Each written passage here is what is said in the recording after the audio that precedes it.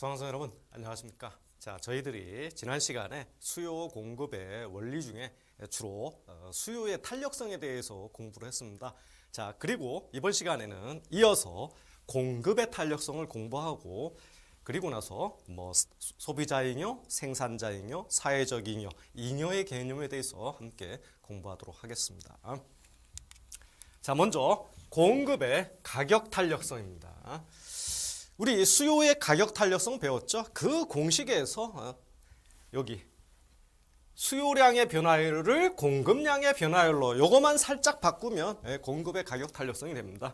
그래서 공급의 가격 탄력성이라 함은 해당 상품의 가격이 변할 때, 기준이 이거죠. 가격이 변할 때 공급량이 얼마나 변하는지, 즉 공급이 가격 변화에 얼마나 민감하게 변하는지를 나타내는 지표입니다. 그래서 공급의 가격 탄력성을 에타라고 표시하면 가격 변화율 %분의 공급량의 변화율 %로 나타나는 개념입니다. 그래서 이 공급의 가격 탄력성이 만약에 2가 나왔다 그러면 어떻게 해석해요? 가격이 2%가 변화할 때 가격이 1% 변화할 때 공급량은 2배인 2%까지 변화한다는 게 공급의 가격 탄력성이 2라는 개념이죠. 그런데 수요의 가격 탄력성과 차이점은 요 앞에 마이너스 부호라든지 절대값의 표시가 없죠. 그 왜 그래요? 가격과 공급은 같이 움직이잖아요. 같은 방향으로. 가격이 올라가면 공급량이 올라가고, 가격이 떨어지면 공급량도 떨어지잖아요. 그러니까 부호가 플러스란 말이에요, 항상. 그래서 플러스기 때문에 앞에 마이너스 부호 같은 것들을 수요의 가격 탄력성처럼 붙이지를 않습니다. 그리고 이걸 식으로 나타내면 이렇게 되고요. 그래서 탄력성이 크기가 클수록, 탄력성 크기가 크다라고 하는 얘기는 분자가 분모보다 큰 거죠. 그래서 가격이 변화할 때 공급량이 더 많이 변한다는 얘기예요. 더 탄력적으로. 그래서 탄력성 크기를 한번 종류별로 살펴보면, 공급의 가격 탄력성이 0이라는 얘기는 가격이 아무리 변해도 공급량은 변하지 않는다. 즉 분모가 아무리 변해도 분자는 꼼짝을 하지 않는다. 전혀 변하지 않는다. 분자가 0이잖아요. 0. 그러니까 항상 같은 양을 생산하거나 같은 양을 공급하는 거죠. 그러니까 이거의 탄력성이 0이죠. 이걸 우리가 완전 비탄력적이라고 했죠. 그래서 저희가 수요의 가격 탄력성 공부하실 때 제가 이쪽에 거래량, 이쪽에 가격 이렇게 놓고, 수요의 가격 탄력성은 이게 수직선인 경우에 가까울수록 비탄력적, 이렇게 우리가 공부를 했었죠. 그리고 수평선에 가깝다 그러면 이렇게 해가지고 얘가 탄력적이다. 탄력성. 그래서 수평선에 가까울수록 탄력적이고 수직선에 가까울수록 비탄력적인 거예요. 그러니까 완전 비탄력은 수직선이죠. 그래서 주로 토지가 가격이 오른다고 해서 토지가 갑자기 어디서 생겨납니까? 공급 없죠? 골투품 마찬가지고요. 주로 이제 추가 생산이 불가능한 것들이 완전 비탄력적인 예죠. 그 다음에 0보다는 큰데 1보다는 작다. 이거는 이제 비탄력적인 거죠. 그래서 이게 분모잖아요. 공식에서. 이게 분자고. 분모의 가격 변동률이 분자의 공급량 변동률보다 크다는 얘기예요. 다르게 얘기하면 분자에 있는 공급량 변동률이 분모에 있는 가격 변동률보다 작다라는 얘기예요. 그러니까 분모가 더 크고 분자가 작으면 1보다 작겠죠. 그래서 이러면 비탄력적이니까 수직선에 가까워지죠. 근데 이제 수직선은 아니죠. 수직선은 이 경우가 수직선이고 수직선에 가까워지는 거죠. 비탄력적인 거. 근데 공급 곡선은 우상향이잖아요. 근데 수직선에 가까워지려면 이렇게 공급 곡선이 이런 식으로 갈수록 비탄력적인 거죠. 그래서 가파른 우상향이다.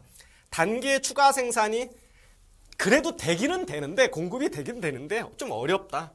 저장이 어려운 농산물 같은 경우도 가격 올라갔다고 해서 어느 날 오늘 가격이 올라갔다고 내일 농산물이 나옵니까? 추가 공급이? 아니죠. 농작물 재배하는데 시간이 걸리잖아요. 그 다음에 이제 단위 탄력적은 잘 아시죠? 분자 분모 같아요. 그래서 가격 변동률만큼 공급량 변동률이 일어난다. 같은 경우 그때는 원점을 지나는 우상향이다. 이렇게 되는 거예요. 이렇게. 그래서 요때는 완전 탄력적인 경우. 그 다음에 이제 탄력성이 공급의 가격 탄력성이 1보다 크다는 것은 탄력적이라는 거죠. 그래서 분모의 가격 변동률보다 분자의 공급량 변동률이 훨씬 큰 거. 그래서 이때는 완만한 우상향이죠. 탄력적으로 갈수록 수평선에 가까워지죠. 근데 공급은 우상향 곡선이죠. 근데 수평선에 가깝다는 건 이렇게 뉘어지는 거잖아요. 자꾸. 그래 뉘어진다는 거. 완만하게 우상향이 되는 거죠. 탄력적일수록. 그래서 단계 이거는 추가 생산 가능하고 저장이 쉬운 공산품 같은 것들. 대부분이 여기 이제 탄력적인 쪽에 많이 속하죠. 제품들이. 그 다음에 이제 완전 비탄력은 얘랑 반대죠. 그래서 조금만 가격이 변해도 공급량이 왕창 변해요. 그래서 분자가 조금 변해도 분모는 무한대에 가깝게 변하는 겁니다. 그러니까 이거 무한대 값이 나오는 거죠. 그래서 여기는 탄력적이다 그러면 수평선이죠. 그래서 주로 완전 경쟁 요소 시장의 노동, 자본 같은 것들이 공급의 가격 탄력성이 완전 탄력적인 것들입니다. 그 다음에 우리 수요의 가격 탄력성을 결정하는 요인도 봤죠? 이번에는 이제 공급의 가격 탄력성을 크기를 결정하는 요인입니다. 어떨 때 탄력적이고 어떨 때 비탄력적인가를 여러분 시험에 꼭 알아두셔야 되는데, 먼저 생산량 변화에 따라 비용이 변할 때 보시면 비용이 변화가 완만하다. 즉 공급량이 증가할 때 생산비가 완만히 상승해. 그러면 공급량 조절하기가 쉽죠. 생산비가 별로 안 들잖아. 그러니까 공급을 얼마든지 공급할 수 있어요. 그래서 이럴 때는 탄력성이 1보다 커요. 즉 공급의 가격 탄력성, 가격이 변할 때 공급을 쉽게 할 수 있단 말이에요. 생산비가 좀밖에 안 변하니까. 근데 이제 비용이 급격하게 변하면 공급량을 증가할 때 생산비도 급격하게 상승할 수 있기 때문에 생산량을 가격이 올랐다고 해서 왕창 늘리기가 어렵습니다. 그래서 이런 때는 비탄력적이 되죠. 그 다음에 재화의 저장 가능성이나 이번엔 저장 비용에 따라 탄력성도 달라진다. 그래서 저장이 쉽다 그러면 저장 가능성이 높거나 저장 비용도 적게 든다. 그러면 만들어가지고 공급량을 왕창 쌓아놓을 수도 있잖아요. 예. 그렇기 때문에 가격이 변할 때 공급량 조절을 쉽단 말이에요. 가격이 낮으면 공급 좀만 하고. 저장 잔뜩 해놨어요.